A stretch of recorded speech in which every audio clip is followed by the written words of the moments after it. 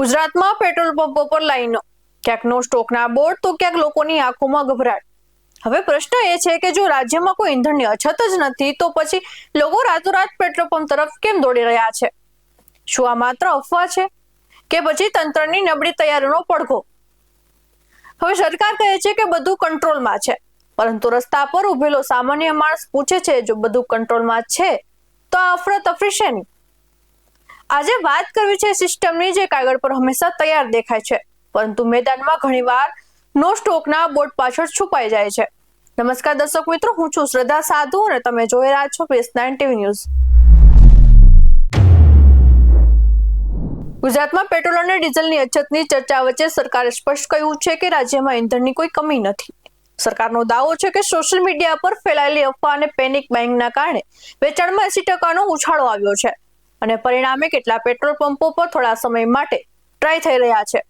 પણ અહીં સવાલ એ થાય છે કે જો માત્ર અફવાઓથી જ આખી વ્યવસ્થા હચમચી જાય તો આ પછી વર્ષોથી બનાવવામાં આવતી મજબૂત પુરવઠા વ્યવસ્થાનો અર્થ શું? કારણ કે લોકો ત્યારે જ ગભરાય છે જ્યારે તેમને તંત્ર પર વિશ્વાસ ઓછો લાગે. છેલ્લા કેટલા દિવસોમાં ગુજરાતના અનેક વિસ્તારોમાં લોકો કલાકો સુધી લાઈનમાં ઊભા રહ્યા. અનેક પેટ્રોલ પંપો પર નો સ્ટોકના બોર્ડ જોવા મળ્યા.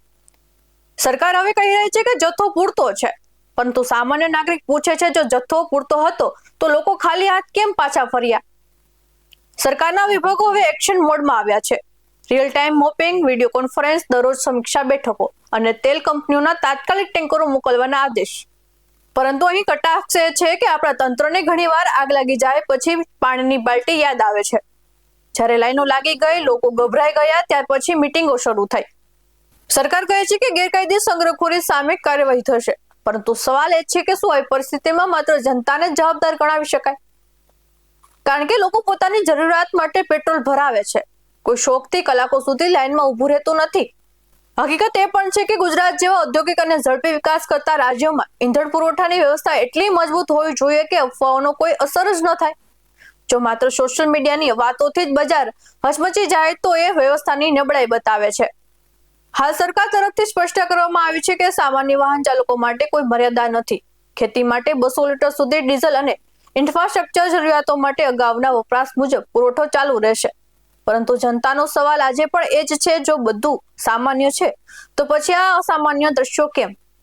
કારણ કે દેશ અને રાજ્યની જનતા હવે માત્ર આશ્વાસન નહીં, પરંતુ જમીન પર દેખાતી હકીકત માંગે છે. અને હકીકત એ છે કે નો સ્ટોકનો એ બોર્ડ પણ લોકોના વિશ્વાસને ખાલી કરી દે છે. આવા જ ઉદ્દેશ સાથે મળતા રહીશું. તમે અમારી YouTube ચેનલને સબસ્ક્રાઇબ કરવાનું, અમને ઇન્સ્ટા અને ફેસબુક પર ફોલો કરવાનું ભૂલશો નહીં. બાકી અવનવી અપડેટ્સ મેળવવા માટે આપ જોતા રહો BS9 TV ન્યૂઝ. નમસ્કાર.